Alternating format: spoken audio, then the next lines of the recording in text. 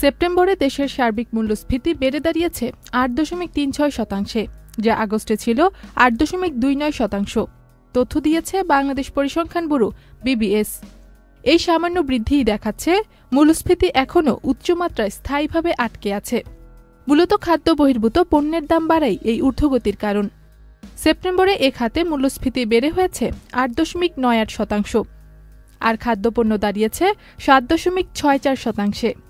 অর্থাৎ শুধু চাল ডাল নয়, পোশাক, শিক্ষা, স্বাস্থ্যসেবার খরচও ক্রমেই বাড়ছে। গত বছরের একই সময়ে খাদ্যপণ্যের মূল্যস্ফীতি ছিল ১০.৪%, আর খাদ্য বহির্ভূত ছিল ৯.৫%। অর্থাৎ আগের চেয়ে কিছুটা কমেছে, তবু গড় মূল্যস্ফীতি এখনও ৮% উপরে, যা সরকারের ৬.৫% লক্ষ্যমাত্রা ছাড়িয়ে গেছে। ১২ মাসের গড় হিসেবে মূল্যস্ফীতি দাঁড়িয়েছে ৯.৪৫%, যা দেখাচ্ছে টানা এক বছর ধরে দাম উচ্চ পর্যায়ে রয়েছে।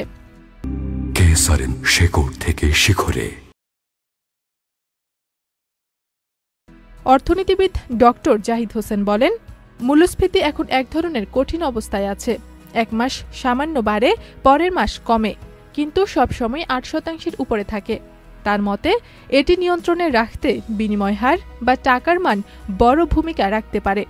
যদি টাকার মান কিছুটা শক্তিশালী করা যেত, তাহলে আমদানি পণ্যের দাম কমে যেত, ফলে উৎপাদন ব্যয়ও কমত।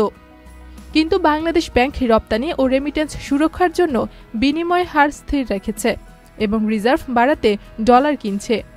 এর ফলে বাজারে টাকার সরবরাহ বেড়ে মূল্যচাপ আরও স্থায়ী হয়েছে।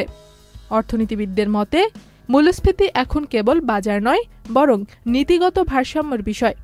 মূল্য নিয়ন্ত্রণ, রপ্তানি সুরক্ষা আর মানুষের জীবনযাত্রার খরচ, এই তিন দিকের মধ্যে এখন দরকার সমন্বিত সিদ্ধান্ত। কারণ মূল্যস্ফীতির প্রতিটি দশমিক মানে সাধারণ মানুষের জীবনে আরও একটু চাপ, আরও একটু সংগ্রাম।